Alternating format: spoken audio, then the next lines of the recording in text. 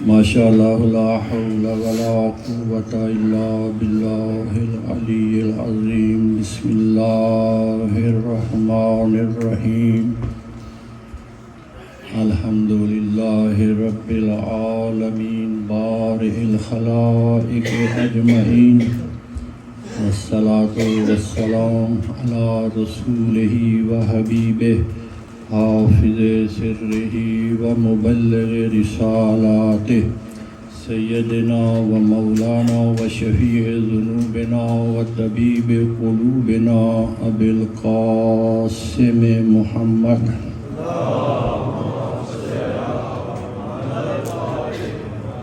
وعلى أهل بيته الطيبين الطاهرين المعصومين المنتجبين المنتخبين هم الصراط الأقوم والوسيلة الكبرى الذين أذهب الله عنهم الرجس وطهرهم تطهيرا.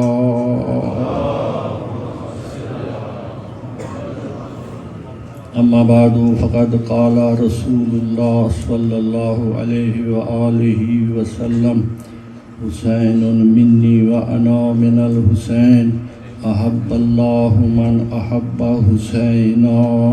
صلوات بجینا.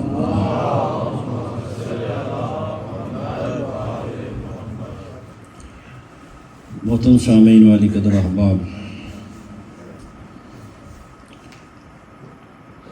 آج کی یہ مجلس میں چاہتا ہوں کہ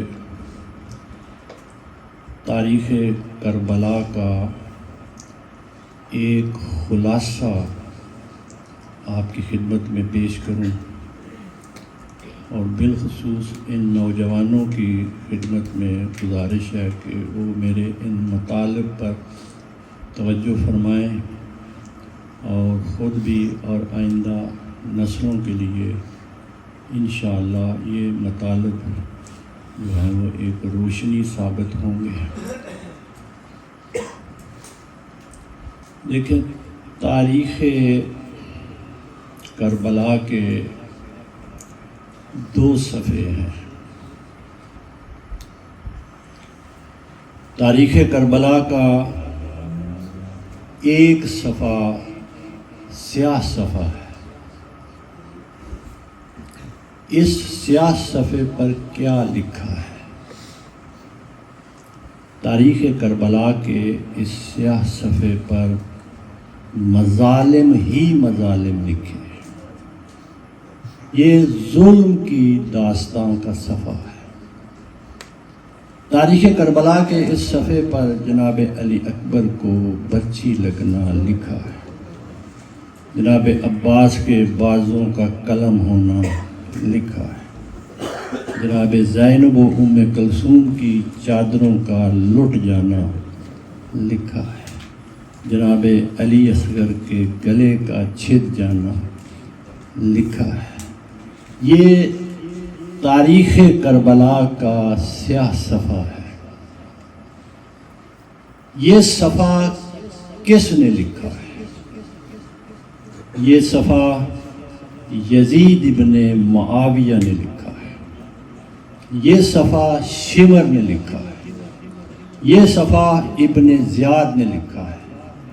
یہ صفحہ ان تمام ملعونوں نے مل کے لکھا ہے جو مولا حسین کے سامنے کربلا میں موجود تھے. یہ عزاداری کا صفحہ ہے. مصائب پڑھنے چاہیے تاکہ ظالم کا ظلم مٹنے نہ پائے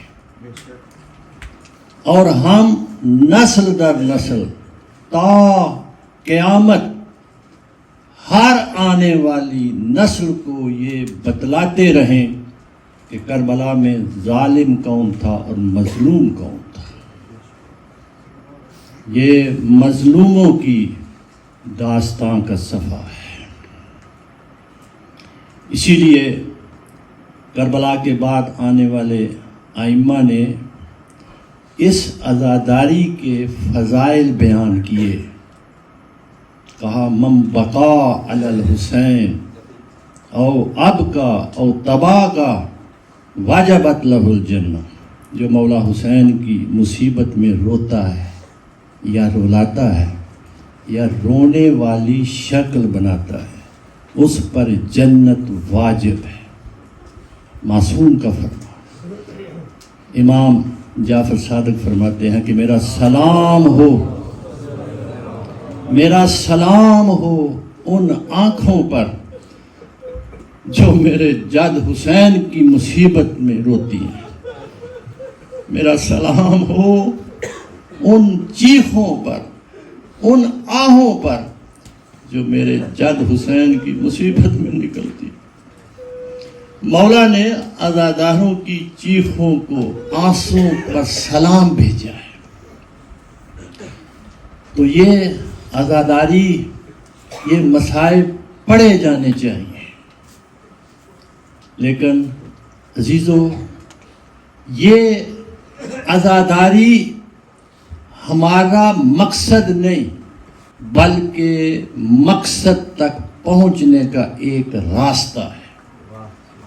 ہم نے اسی عزاداری سے مکتب حسین ابن علی کو زندہ کرنا ہے.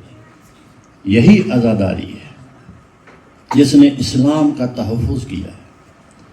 اگر یہ عزاداری نہ ہوتی تو آج اسلام ختم ہو جاتا. تو عزاداری نے اسلام کو زندہ و تابندہ کیا ہے. یہ عزاداری ہماری شاہ رگ حیات ہے، لہذا اس کو ہم نے جاری ساری رکھنا ہے. لیکن عزیزو، کیا کربلا کی داستان کا ایک ہی صفحہ ہے؟ صرف عزاداری کا صفحہ ہے کہ ہم عزاداری کریں؟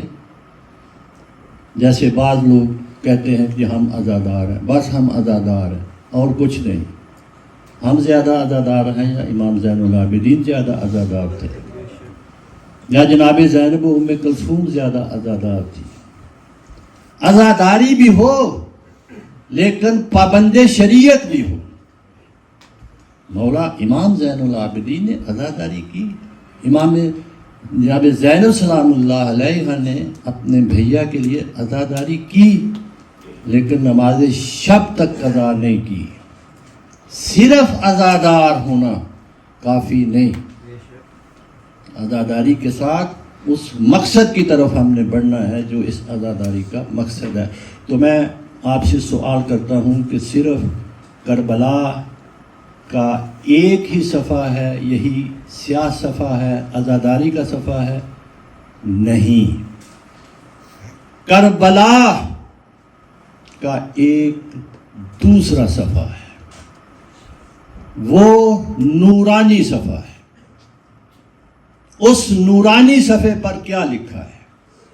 اس نورانی صفحے پر درس نماز لکھا ہے، درس جہاد لکھا ہے، درس امر بالمعروف و نہی عن المنکر لکھا ہے، درس شجاعت لکھا ہے، درس وفا لکھا ہے، درس احیاء اسلام لکھا ہے، درس سیرت مصطفیٰ لکھا ہے، سیرت علی المرتضیٰ لکھا ہے.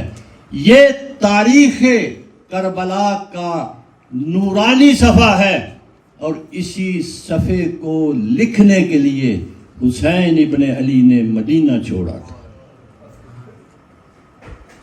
اب ایک عزادار ہو، حسینی ہو، نماز نہ پڑھے، پھر اس نے کربلا والوں سے کیا لیا ہے؟ عزادار ہو اور اس میں روح شجاعت نہ ہو، اس میں استقامت نہ ہو، عزادار ہو اور اس میں صبر نہ ہو، عزادار ہو اور اس میں اخلاق نہ ہو، عزادار ہو اور اسلام کے لیے قیام نہ کرے، پھر اس نے کربلا والوں سے کیا لیا ہے؟ کربلا والے اسی نورانی صفحے کو لکھنے کے لیے گئے تھے. تو اس صفحے کے لکھتے لکھتے یہ مصائب آئے. تو اصل مقصد تو صفحہ نورانی تھا، اصل مقصد تو اسلام کا احیاء تھا. اسی لیے مولا نے کربلا کے میدان میں کھڑے ہو کر فرمایا تھا، ان کان دین محمد لم یستقم الا بقتلی یا سیوف خزینی، اگر دین مصطفیٰ میرے نانا کا دین میرے قتل کے بغیر نہیں بچتا تو آؤ تلوارو، آؤ نیزو، حسین کے جسم میں پیوست ہو جاؤ۔ میں رسول کا نواسا حاضر ہوں۔ تو عزیزو، ہم نے اس عزاداری سے اسلام کو زندہ کرنا ہے۔ عزادار وہ ہوتا ہے جو پابند شریعت بھی ہو۔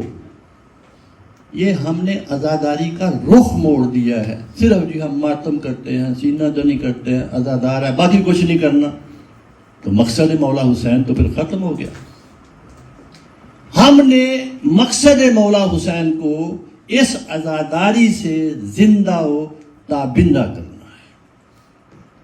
تو عزیزو، اب اگر کوئی ہم عزاداروں سے یہ پوچھے کہ اے عزادارو، آپ کی اس عزاداری کا مقصد کیا ہے، کوئی تھرڈ پرسن، کوئی جوان ہمارے جوان سے پوچھ لیتا ہے، آپ جو عزاداری کرتے ہیں، آپ جو سینہ زنی کرتے ہیں، آپ جو اتنا وقت دیتے ہیں، اتنا پیسہ خرچ کرتے ہیں، دن رات آپ عزاداری کرتے ہیں، اس کا مقصد کیا ہے؟ تو ہمارا اگر نوجوان یہ کہے جی اس کا مقصد رونا ہے، تو وہ کہے گا رونا تو کوئی بڑا مقصد نہیں ہے۔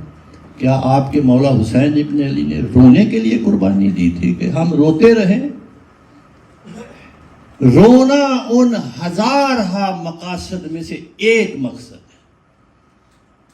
رونا پورا مقصد نہیں،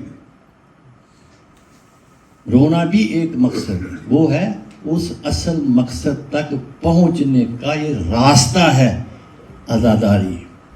تو عزیزو، ہم نے اس مقصد کی طرف بڑھنا ہے۔ ماشاءاللہ آپ نے ان دنوں میں بامقصد عزاداری کی ہے، تو میں ایک اور مطلب آپ کی خدمت میں رکھنا چاہتا ہوں کہ نسبت کا احترام ہوتا ہے۔ یہ ہمارا جو عزاداری ہے نا، یہ نسبت کی عزاداری ہے۔ دیکھو، اگر اس کائنات میں سب سے پست چیز اگر کسی سے پوچھے کہ کون سی ہے تو وہ کہے گا جی مٹی ہے۔ اگر کسی چیز کو کم قیمت بتانا ہو کہ اس کی کوئی حیثیت نہیں ہے تو آپ کہہ دیتے ہیں چھوڑو جی یہ مٹی ہے۔ لیکن مٹی بھی اگر نسبت قائم کر جائے تو اس کا احترام بھی بڑھ جاتا ہے۔ آپ کربلا میں جائیں، وہاں سے ایک مشت خاک اٹھا لیں اس نیت سے کہ اس میں مولا حسین کا خون ملا ہوا ہے، تو وہ مٹی اتنی مقدس ہو جاتی ہے کہ اس کا احترام واجب ہے۔ تو مٹی بھی اگر نسبت قائم کر جائے تو اس کا احترام بڑھ جاتا ہے۔ یہ لوگ جو ہمیں کہتے ہیں کہ آپ یہ شبیہ ہیں، خود ہی بنا لیتے ہو، خود ہی علم بنا لیتے ہو، پھر اس کو چومتے ہو، خود ہی جو نا ذوالجناح نکال لیتے ہو، پھر اس کو چومتے ہو، خود ہی زری یا جھولا نکال لیتے ہو، بنا لیتے ہو، خود ہی چومتے ہو، خود ہی بناتے ہو، خود ہی یہ کام کرتے ہو۔ بہت سی چیزیں ہیں یہاں پر جو سارے خود بناتے ہیں، پھر احترام کرتے ہیں۔ یہ مسجد جو ہمارے محلوں میں ہے، شہروں میں ہے، یہ خدا نے آ کے بنائی ہے یا کسی فرشتے نے آ کے بنائی ہے؟ مسجدیں کون بناتا ہے؟ وہاں کے لوگ۔ مسجد خود بنائی اور کہہ دیا کہ یہ خانہ خدا ہے۔ تو خانہ خدا تو کعبے میں ہے، مکے میں ہے، یہ کیسے خانہ خدا بن گیا؟ تو آپ نے خود بنائی، نسبت دے دی بیت اللہ کے ساتھ، تو اس کا مسجد کا احترام اس نسبت سے اتنا بڑھ گیا کہ کوئی شخص نجس حالت میں مسجد میں ٹک نہیں سکتا۔ خود بنائی ہے۔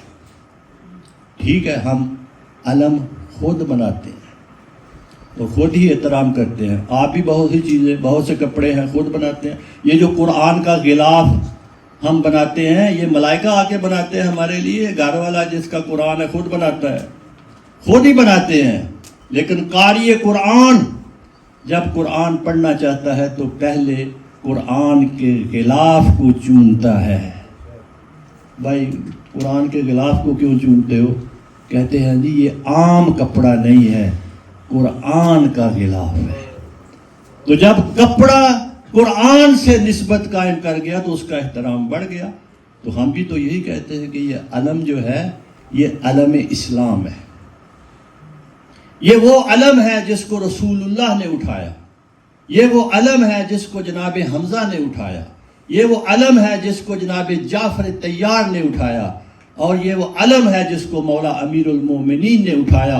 اور اس علم اسلام کو حسین ابن علی نے یہ علم عباس دلاور کو دیا. یہ علم اسلام ہے.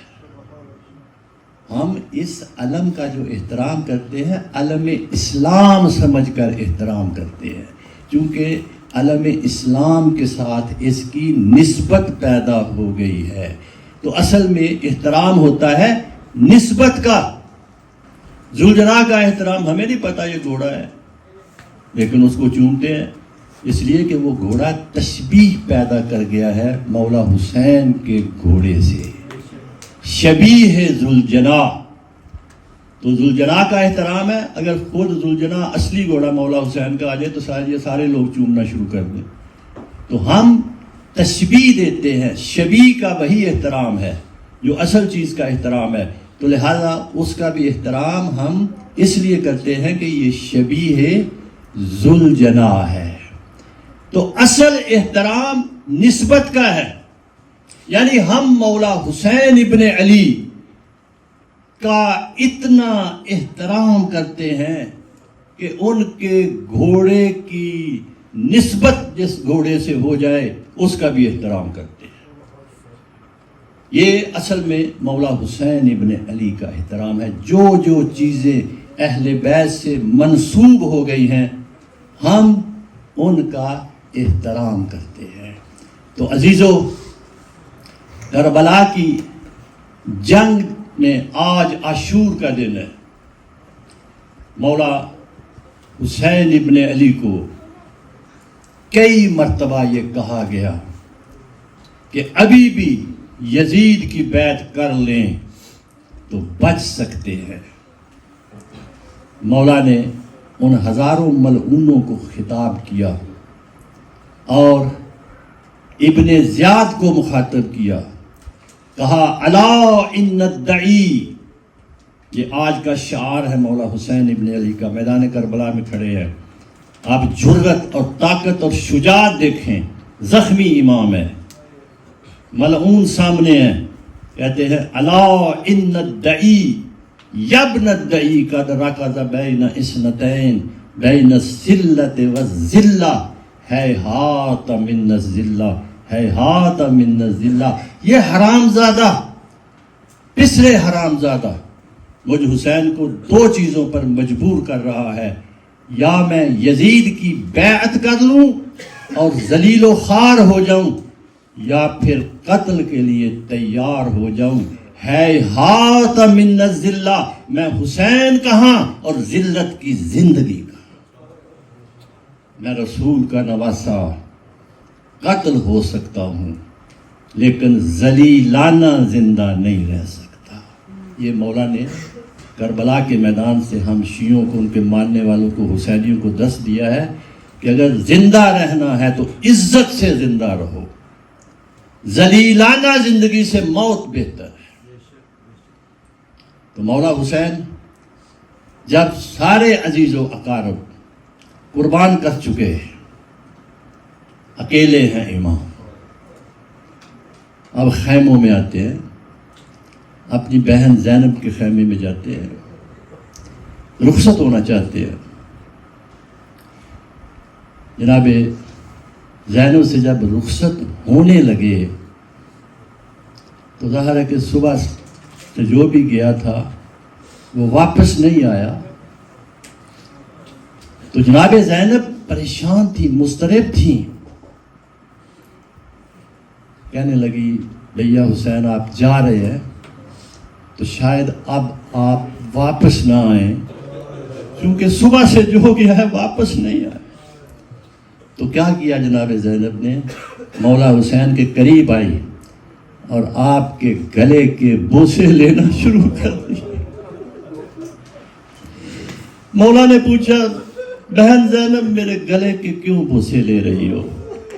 کہا ماما نے کہا تھا، ماں نے کہا تھا جب حسین آخری الوداع کے لیے آئے تو گلے کے بوسے لینا، یہ میری ماں کی وصیت ہے۔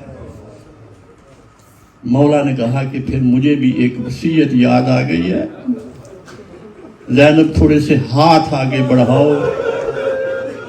بی بی زینب نے کلائیاں آگے بڑھا دی۔ مولا نے بہن کی کلائیوں کے بوسے لیے۔ کہا بھیا کلائیوں کے بوسے کیوں لے رہی ہو؟ کہا میری ماں نے کہا تھا کہ ایک وقت آئے گا زینب کے ہاتھوں میں رسیاں بن جائیں گی، اس لیے میں بوسے لے رہا ہوں۔ مولا نے پھر جاتے ہوئے بہن زینب سے کہا کہ میرے شیعوں تک ایک پیغام دے دینا۔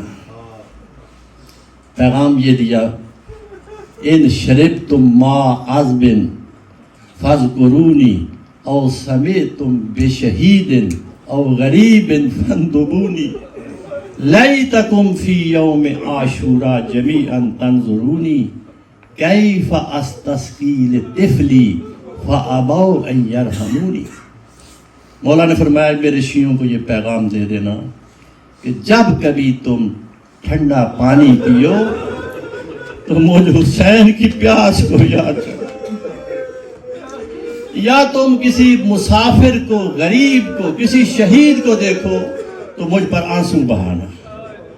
پھر کہا کہ بہن زینب ان سے کہہ دینا لیتکم فی یوم عاشورا جمیعا تنظرونی، کاش تم عاشور کے دن ہوتے، اور میرے چاہنے والوں شیعوں کاش تم عاشور کے دن ہوتے تو دیکھتے کہ میں نے علی اصغر کے لیے کیسے پانی مانگا، لیکن انہوں نے میرے اس سوال کے جواب میں کیسے علی اصغر کو جواب دیا کیف استسقی لطفلی فابوا ان یرحمونی، میں نے بچے کے لیے پانی کا سوال کیا، انہوں نے بچے کو تیر کا نشانہ بنا دیا۔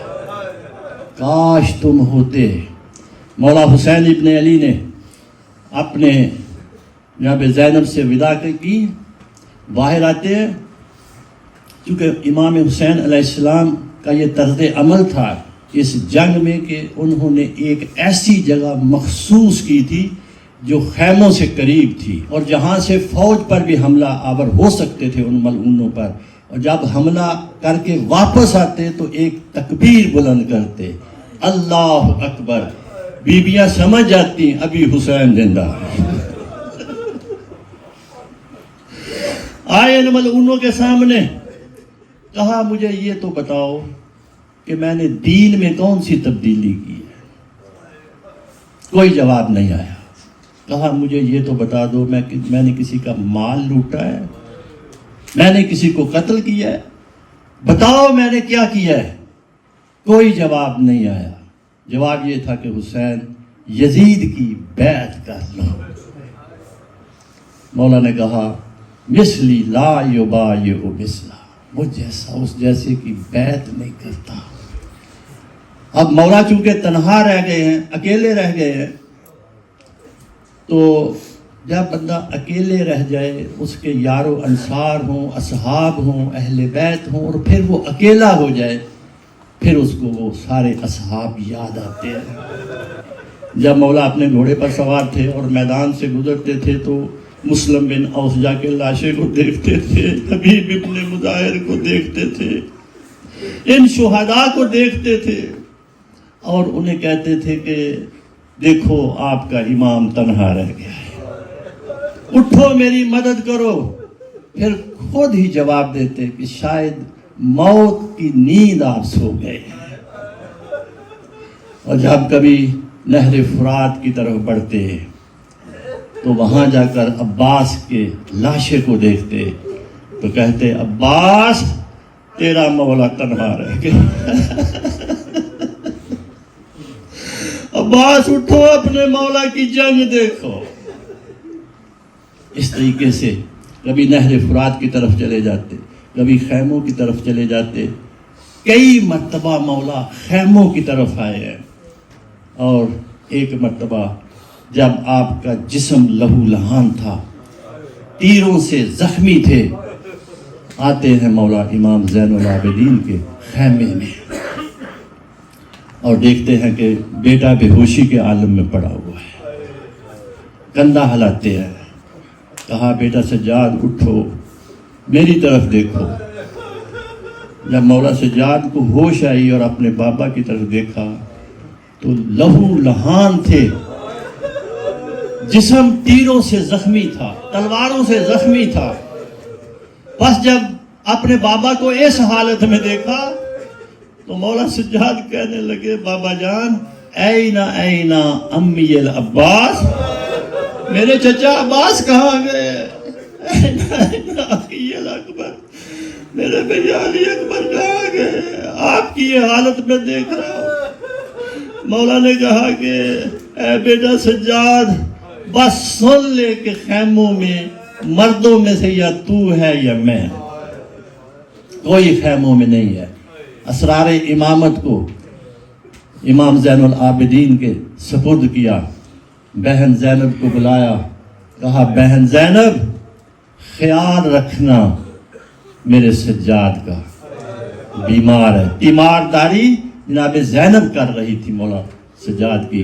تو اب جب مولا نکلے ہیں تو چونکہ امام سجاد کو ہوش دلائی گئی تھی، اٹھایا گیا تھا، تو مولا کو اس حالت میں دیکھا۔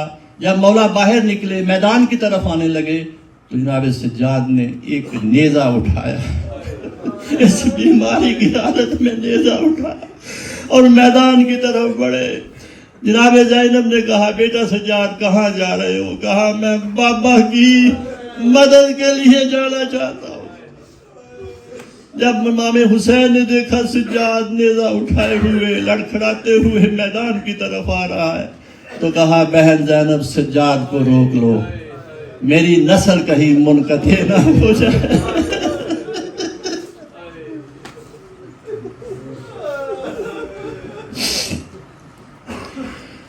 امام آتے ہیں میدان میں، جدھر جاتے ہیں حملہ کرتے ہیں، فوجیں بھیڑوں کی طرح بھاگتی ہیں، کوئی مولا کے سامنے نہیں ٹکتا۔ جب یہ حالت تھی تو ندائے غیبی آئی، حسین ہم تیری شجاعت سے واقف ہیں، جس جگہ پر علی کا خون اور فاطمہ کا شیر جمع ہو جائے اس کی قوت کا کیا کہنا، لیکن حسین تم قتل کرنے نہیں آئے ہو، قتل ہونے۔ جب یہ ملعون بار بار تقاضا کرتے تھے مولا سے کہ ابھی بھی بیعت کر لے تو بچ سکتے ہیں، تو مولا پھر ان کو یہ جواب دیتے مجھے وہ گودیں روکتی ہیں یزید کی بیعت کرنے سے، جن گودوں میں حسین نے پرورش پائی، مجھے وہ دودھ کی تاثیر روکتی ہے یزید کی بیعت کرنے سے جس ماں کا میں نے دودھ پیا ہے، مثلی لا یبایع مثلا۔ کربل کی کہانی جب کوئی بھی سنائے گا، کربل کی کہانی جب کوئی بھی سنائے گا، دل والوں کی آنکھوں سے ایک دریا بہائے گا، وہ قافلہ سرور کا جس شان سے نکلا تھا، صغرا کو خبر کیا لوٹ کے آئے گا، زہرا زہرا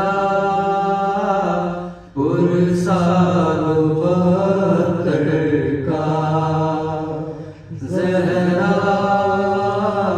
زہرا پرساد بکر کا تھا شام کے کٹنے کا کچھ غم نہ دلاور کو سیلانیوں کا پردہ اب کون بچائے گا زہرا زہرا عباس کا پرسادو زہرا زہرا عباس کا پرسادو ٹوٹی ہے کمر شہ کی گھبرانا مگر اکبر فرزند نبی تیرے لاشے کو اٹھائے گا زہرا زہرا اکبر کا بھی پرسادو زہرا زہرا اکبر کا بھی پرسادو پامال ہوئے قاسم گھوڑوں کی جٹاؤں سے کس طرح چچا تیری میت کو اٹھائے گا زہرا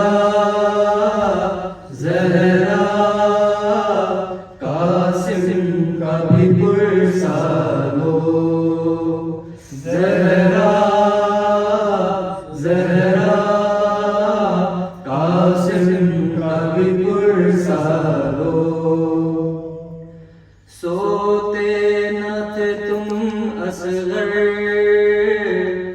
جھولے میں تڑپتے تھے دنیا کو خبر کیا تھی ایک تیر سلائے گا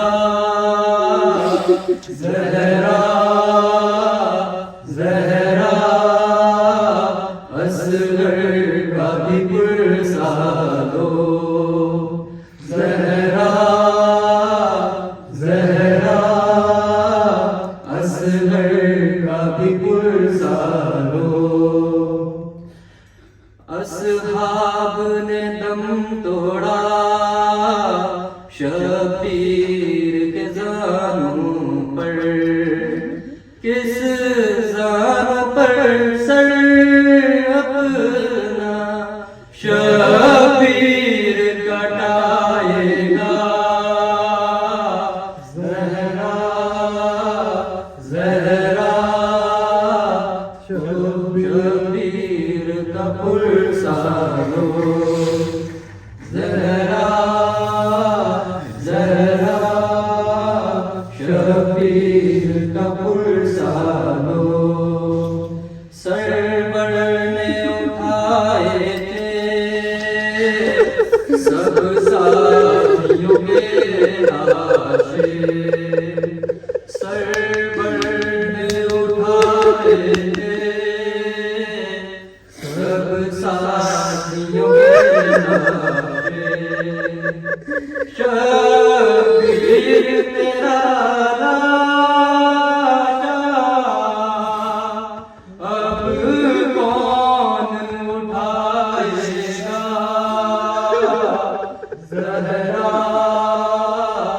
زہرا پرساد شہیدوں کا زہرا زہرا پرساد شہیدوں کا